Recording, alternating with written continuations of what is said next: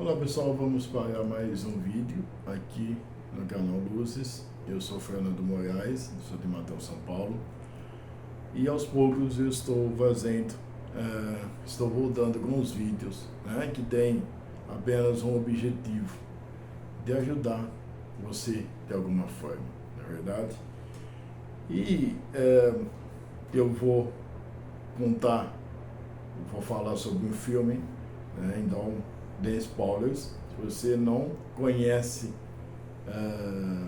O Pior Vizinho do Mundo, o filme que eu vou falar, então assista antes de assistir esse vídeo, tá? Gente, eu assisti esse filme, se não me engano, na segunda semana de janeiro, e só agora eu estou com a oportunidade de falar. E é um filme que toda vez que eu assisto ele, eu choro, eu fico muito emocionado. E é um filme que traz mensagens para nós, né? Esse filme, na verdade, ele não é um filme espírita, não é apenas para os espíritas, mas é para todo mundo, né? É um filme que ele fala um pouco sobre o suicídio e como que eu faço, né? Primeiramente eu conto a história e depois então eu faço alguns comentários, tá? O filme é esse, O Pior Vizinho do Mundo, onde que tem o personagem principal do Hanks, um cara que eu não amo o Tom Hanks, né? Quando eu vi o Tom Hanks ali no filme, eu já vi que o filme seria maravilhoso, como A Espera de um Milagre, também, né? A Espera de um Milagre é um filme que eu fico também muito emocionado. E o Tom Hanks, ele faz o outro. O outro é um senhor que ajuda todo mundo, mas ele perdeu a sua esposa, ele perdeu o seu filho, então ele entrou em luto. E por muito tempo ele ficou nesse luto, né? Porque obviamente ele amava muito a sua mulher e ele também desejava muito um filho, né? E a sua mulher morreu de câncer, perdeu os movimentos do corpo, depois de um acidente de ônibus, e então morreu de câncer, né? Sobreviveu, obviamente, ao acidente, depois morreu de câncer. E o outro, então, ele tudo lembra ela, e tem o bercinho ali, né, onde que seria do menininho, as roupas, tudo. Aí, gente, ele então ele tenta acabar com sua vida de várias formas. E é muito interessante que todas essas formas, quando ele vai executar a ação dele, acontece alguma coisa e ele tem que socorrer, principalmente a vizinha mexicana dele. E então ele não conta para ninguém essas tentativas, ou melhor, ele só conta para essa vizinha. E então ele não consegue o suicídio. Ele ainda briga com a vizinha, porque a vizinha gosta muito dele, né? Vê até como um pai, porque ele ajudou muito ela. E ela fica falando, olha, tem gente que é preocupado com você, meu. Eu me preocupo muito com você, como que você simplesmente faz isso, né? Foi uma cena, então, onde que ela, vou explicar melhor, onde que ela começou a brigar com ele, porque queria ajudar de alguma forma, porque ele era muito mal-humorado e ele era muito fechado por causa desse luto. Então, ela começa a falar isso para ele, e os dois depois, aí ele volta na casa dela e fala que ele tentou ter a própria vida. E é muito emocionante, gente, que na última tentativa de ter a sua vida, a sua mulher aparece para ele. A mulher aparece para ele e fala assim, olha, Outro, eu também estou com raiva que a gente se separou, mas você precisa viver a sua vida. E o outro cai na ficha dele, né? O outro simplesmente ele vê que a vida dele precisa ajudar as pessoas, precisa fazer a justiça, ainda que ele denuncia um golpe, que uma família ia ter, chamando uma mulher da mídia social para fazer a denúncia, e ele consegue entender a mensagem. E é muito legal também que ele consegue perdoar o amigo dele, que há muito tempo ele não conversava, né? Então, só que o outro tem, eu acho que angina, ele tem um problema no coração, que eu acho que o coração dele era muito chato, não foi falado muito no filme, não estou lembrado. Então ele poderia infartar a qualquer momento.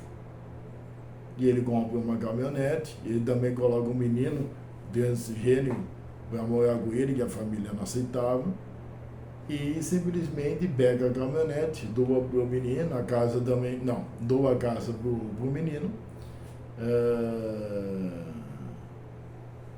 o personagem que é transgênero, né? E doa a caminhonete para a vizinha, que a vizinha não sabia dirigir, né?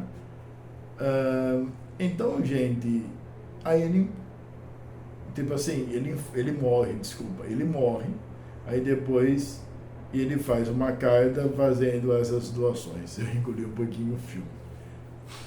E a análise, gente, é o seguinte: a primeira coisa é o luto, né? O luto é um processo que cada um vive o seu.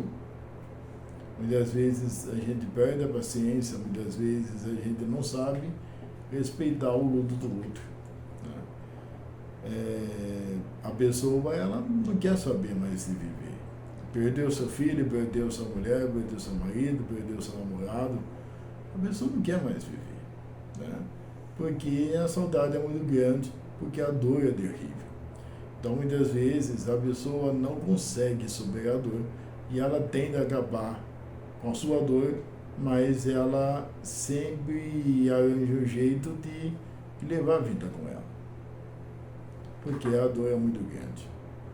E ainda que eu sempre falo que a gente não pode julgar aquela pessoa que cometeu o ato, porque a gente não conhece sobre as pessoas. Eu sempre falo isso, a gente acha que conhece as pessoas e não conhece.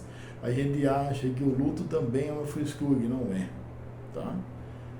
E então o pessoal perde a graça do mundo.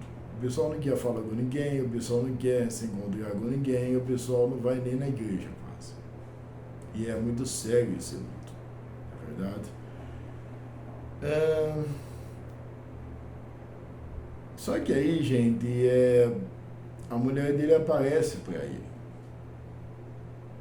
A gente pode perceber, gente, que a espiritualidade nos mostra, nessas tentativas de suicídio, que a gente não pode mergulhar no nosso mundo egoísta. Querendo ou não, a gente acaba nos enfiando em um mundo totalmente egoísta. Que tem pessoas que gostam de nós, tem pessoas que precisam da nossa ajuda. Toda vez que o outro, então, ia se enforcar ou ia dar um tiro, aparece alguém pedindo ajuda ali. Era um sinal da espiritualidade dando para o outro que o suicídio é uma besteira. O suicídio é algo muito grave, na qual em todas as religiões não tem salvação, né?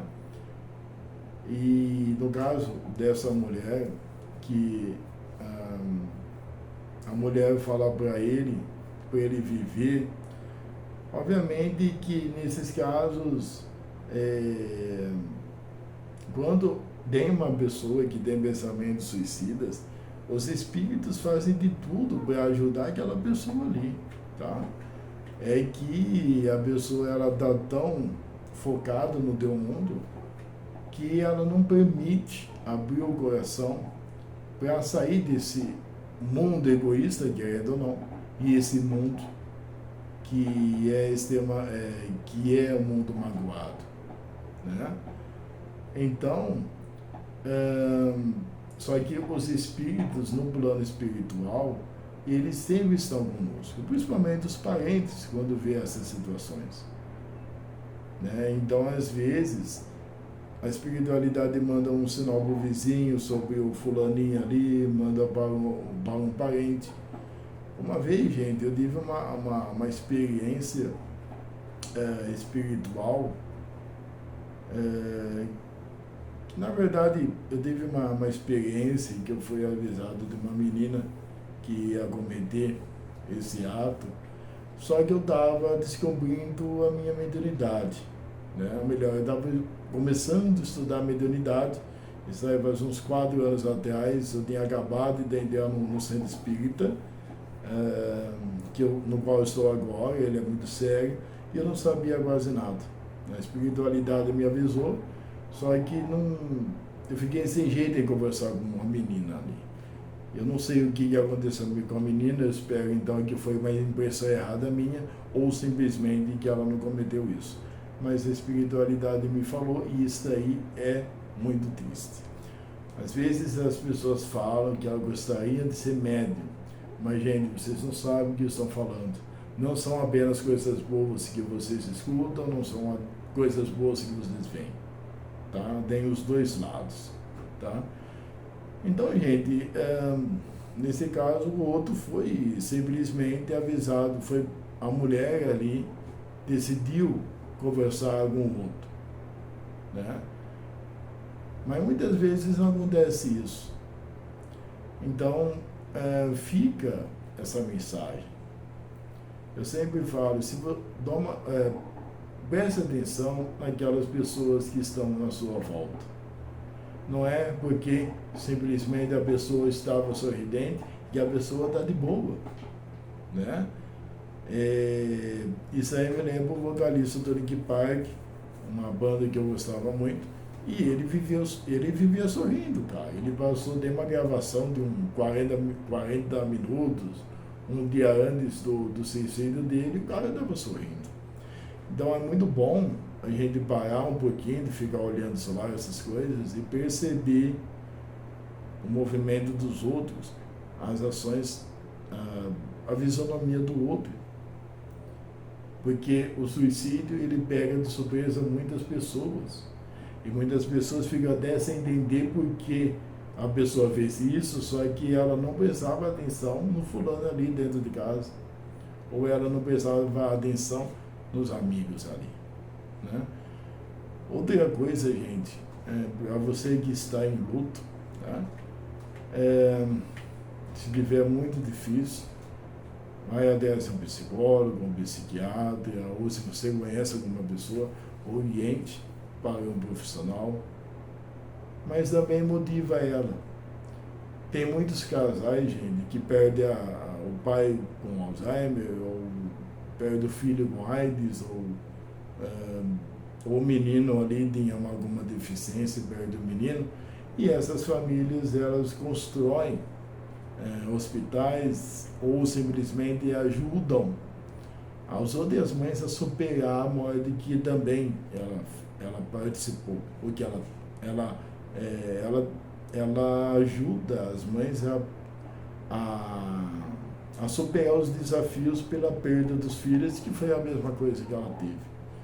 Uma vez eu vi então que uma pessoa perdeu uma mãe com Alzheimer, e depois a mulher fez uma farmácia para doar os remédios de Alzheimer, ou não estou lembrado bem direito, ou fez uma clínica para ajudar, né, o pessoal com mal de Alzheimer.